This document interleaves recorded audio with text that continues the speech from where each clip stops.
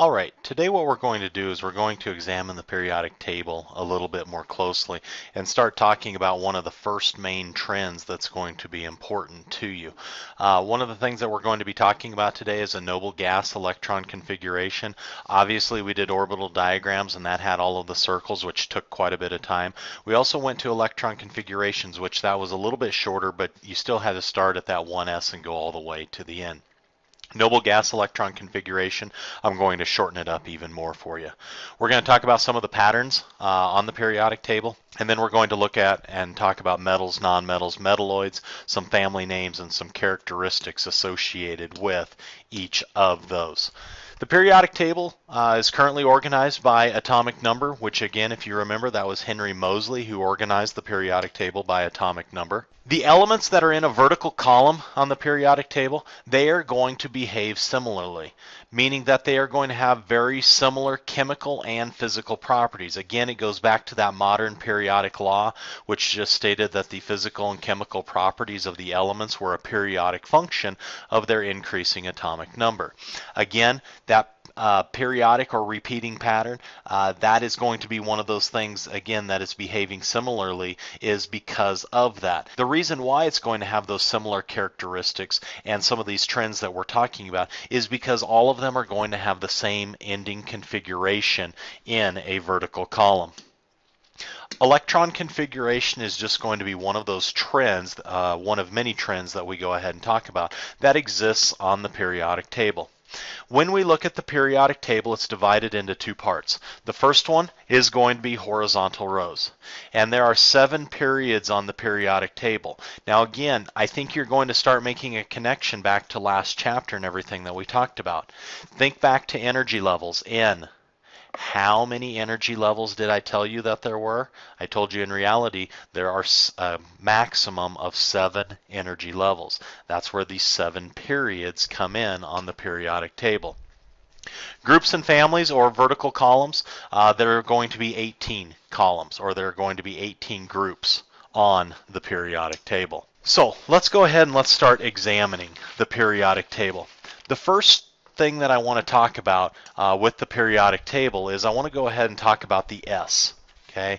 Again, I'm going to talk about the sublevels S, P, D, and F. And again, if you remember the S, an S only had one orbital, meaning that it could hold 2 electrons. Well, this right here, this is going to be your S block. This column and that column. So what we're saying is S1, S2, S1, S2. And again, that's going to continue all the way down. Also, if you remember, I told you that there were 7 periods on the periodic table. So, again, this first row right here, or this first period, this is going to be 1s1. If I'm in the second period, this is 2s1 and 2s2. If I come over here, this is going to be a 5s2. This whole column right here is going to be S2. This whole column right here, that's going to be S1. So again, you know, right here, 6 S1. So again, whole first column is an S1, whole second column is going to be an S2. If we go ahead and look over here on the right, this is going to be my P block. And again, when you think of P, I told you that with the P block, there ended up being 3 orbitals, 3 times 2 being 6. So this is going to be a P1, that's a P2, P3, P4, P5, and finally P6.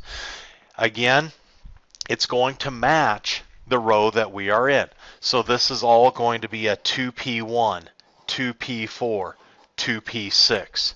If I jump down here to the 4th row, this one right here, again, it's in the P3 column, but again, it's the 4th one down, so 4P3. If I go over here, this is the P5 column. I'm in the 6th row, so that's going to be P5, or 6P5.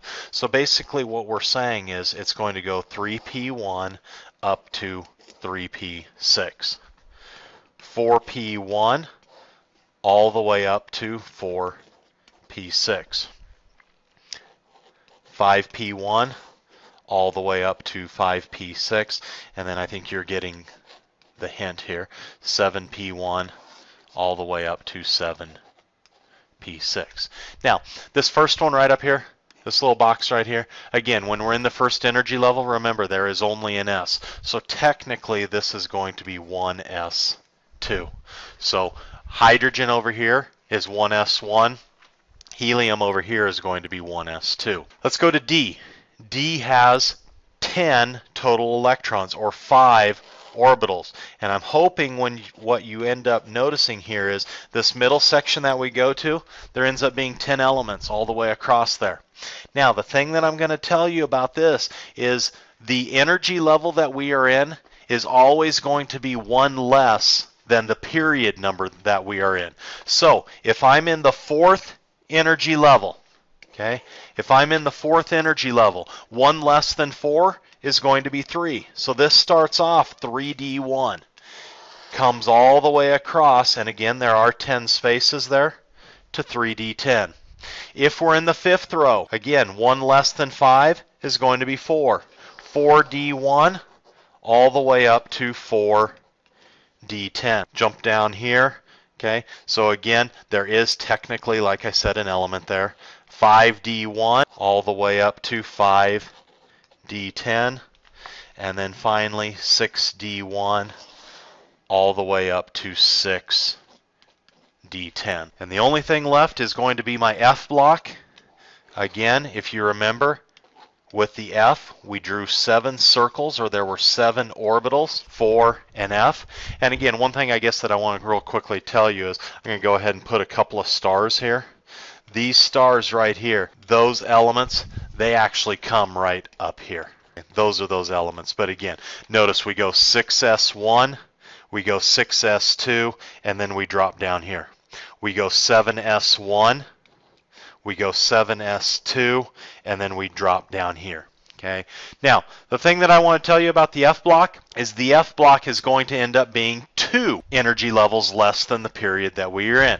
So, if we are in the 6th level, 6s1, 6s2, we drop down here. I told you we are going to be 2 less. So this is 4f1. You go ahead and count those 14 spaces.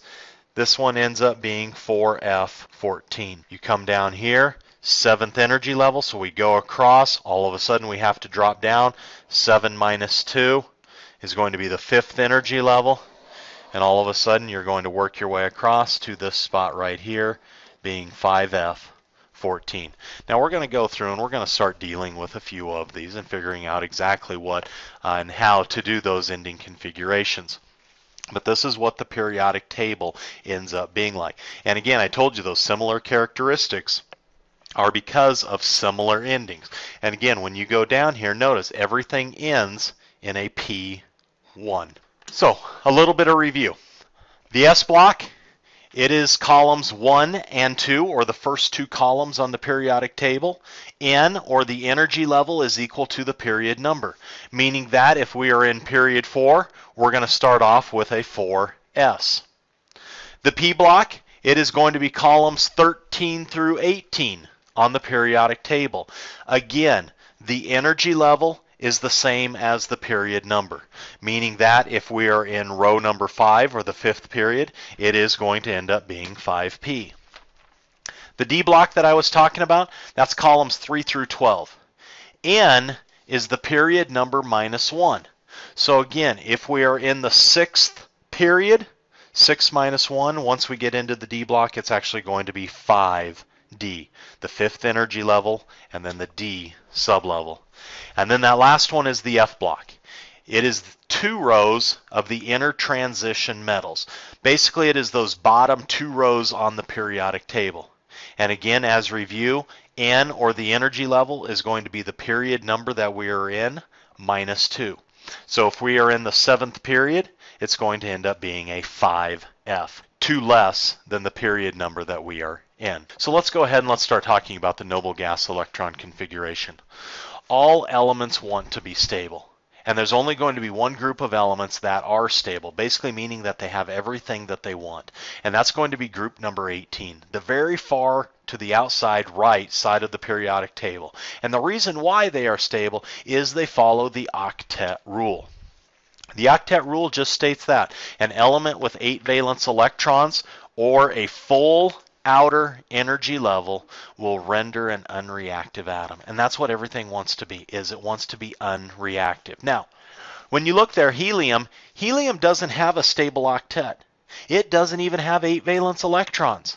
It only has 2 valence electrons. Where are those 2 electrons? Those 2 electrons are in the first energy level. And when you think of the first energy level, that first energy level can only hold a maximum of 2 valence electrons. How do I know that? It goes back to what we said in chapter 5, 2n squared.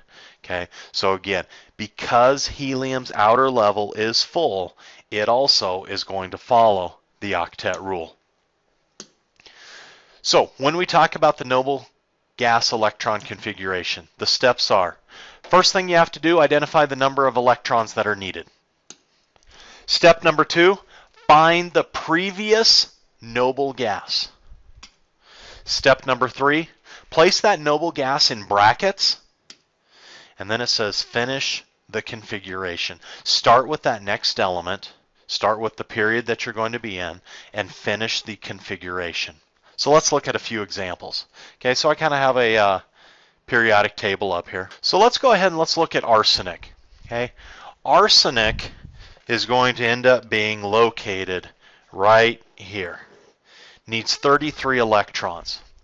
Okay, so what I'm going to do is the first step says find the previous noble gas. The previous noble gas is going to be right there. It said write that previous noble gas in brackets. And when I do that, that means that I've already taken care of 18 of those electrons. So again, arsenic needs 33 electrons. I've already taken care of 18 of those electrons, meaning that I need 15 electrons more. Well, let's find where arsenic is. Arsenic ends up being located right there in the 4th period. So I'm going to go ahead and start off. 4, well again, this first block right here, this is the S block. Okay, and S's can only hold 2. So I'm going to go ahead and subtract 2. I've got 13 now electrons that I still need to place. Okay, after calcium, I jump into this middle section. This is my D block. And remember what I said about D. D is 1 less than the period that we are in. So if I'm in the 4th energy level, this is going to be a 3D. Now again, if you look where arsenic is, I'm actually going to work my way all the way across. So I'm going to go through all 10 of those elements. Now, after zinc, I jump into my P block. Again, from that previous slide, I told you that the P block is the same as that energy level. So it's going to be 4P. And again, I already used the 10 electrons from the D, so I've got 3 electrons to place. Now, a P can hold 6, but notice where arsenic is. 1, 2, 3 over. Here's the answer for the noble gas electron configuration. Let's go ahead and let's look at osmium. So we need to go ahead and we need to find osmium. Osmium is going to be located right there. Okay. Osmium ends up having 76 electrons that we need to place. Again, find that previous noble gas. So I'm going to start working my way backwards. As I work my way backwards, I get xenon. So I'm going to place xenon in brackets. Now, osmium is located right here in the 6th period. So, first thing I'm going to do is I'm going to go through my S block. So I'm going to go ahead and go 6S2. Now, notice this void right here. That means I must have to go somewhere. And what I have to do is I have to jump down here to my F block. And remember what we said about F. F is going to be the period number minus 2. So 6 minus 2, 4. Now again, I work my way all the way across that F block. So I'm going to go ahead and put all 14 of them in there. Then I come up here. This is my D block. Again, D is going to be 1 less, so that's going to be a 5. Let's start counting over. 1, 2, 3, 4, 5, 6, 5D6. If we go ahead and look at our last one, californium, californium is going to be located right there on the periodic table. Maybe not a good color to use. There we go, californium. And I start working my way backwards. Okay, so again, I'm here All of a sudden I come up here, work my way backwards, I'm at francium. All of a sudden right there I'm at radon. So I'm going to go ahead and put radon in brackets. Okay, and again, californium, even though it's down here, it's technically part of that period. And again, I'm in the 7th row there, so again, I always start off with an S, and I'm going to get all the way through that S block, and then it's down here. Okay, I drop down here again in that F block. We said that it is period number -2. So it's going to be 5F. We start counting 1, 2, 3, 4, 5, 6, 7, 8, 9, 10. 5F, 10. So this is going to be your noble gas electron configuration. Just a shortened version of what the electron configuration is. When we look at the periodic table, you're going to find out that the periodic table is divided into 3 categories of elements: metals, nonmetals, and metalloids. The first group that I want to look at is metals. It is going to be everything that is to the left of the zigzag line on the periodic table. Everything to the left is going to be classified as a metal. Some of the properties for metals will include, generally they have 3 or few valence electrons. So when you do the dot diagrams for most of these, you're usually going to have 1, 2, or 3. Now, does it mean you can't have 4 or 5? No, you can have them, but for the majority of them, it's going to end up being 3 or fewer. They have high melting points and high boiling points. They are excellent conductors of heat and electricity. They're going to be poor insulators of heat and electricity. Luster, meaning most of them are going to be shiny. Malleable, when you hit them, they're not going to break. They're just going to be able to be pounded or bent into a shape. Ductile, ductility just means that we can pull it, stretch it into a long, thin wire. And when you look at the periodic table, the majority of them end up being solids at room temperature. Mercury is going to be the only one that is a liquid at room temperature. On the other hand, you have nonmetals. Simply put, nonmetals, they are not metals. Think of the characteristics of metals, and they are going to be exactly opposite. Nonmetals, these are going to be ones that are located to the right of that zigzag line. Some of the properties include for them generally 5 or more valence electrons. Now, like I said, we can have 4. There is even going to be one that has 3 valence electrons. But again, generally 5 or more valence electrons. They're going to be dull, kind of like a dirt color, okay, not shiny. They are going to be good insulators of heat and electricity. They're going to be poor conductors of heat and energy. When you apply a force to them, they're going to be extremely brittle, meaning that they'll break very easily. And when you look at the periodic table and look to the right of that zigzag line, the majority of them do end up being gases at room temperature. There are solids and one liquid at room temperature. That one liquid is going to end up being bromine at room temperature. And the last category of elements is going to be metalloids. Metalloids are going to be the ones that border the zigzag line with the exception of 2. Aluminum and polonium will be classified as metals. Okay, so basically the metalloids are going to be boron, silicon, germanium, arsenic, antimony, tellurium, and astatine. These are the ones that border the zigzag line. Aluminum and polonium also border, but again, they are going to get shifted towards that metal side because, again, they have characteristics of metals, nothing of nonmetals.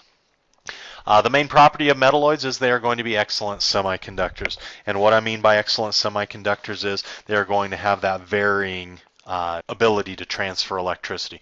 We can transfer it sometimes and we can transfer it or not transfer it other times. The thing about semiconductors is you're going to find out that they are used a lot in computers. Some of the family names, group number 1 on the periodic table, that starts out with hydrogen, lithium, sodium, and so forth. Those are going to be classified as the alkali metals. Group number 2, beryllium, magnesium, calcium, and on down. Those are going to be the alkaline earth metals. Groups 3 through 12, transition metals. What we are doing is we are transitioning from the metal category over to the non-metal category. Group 16, that's going to be your oxygen, sulfur, selenium group. Those are going to be known as the chalcogens. Group 17, fluorine, chlorine, bromine, and so forth. Those are going to be your halogens. And then we've already identified them a little bit. Group number 18, these are going to be your noble gases. These are going to be the ones that end up being stable, or are stable elements. That 4F row, those are going to be the lanthanides, starting with lanthanum. And then finally the 5F row, starting with actinium, those are going to be the actinides, or the actinide series.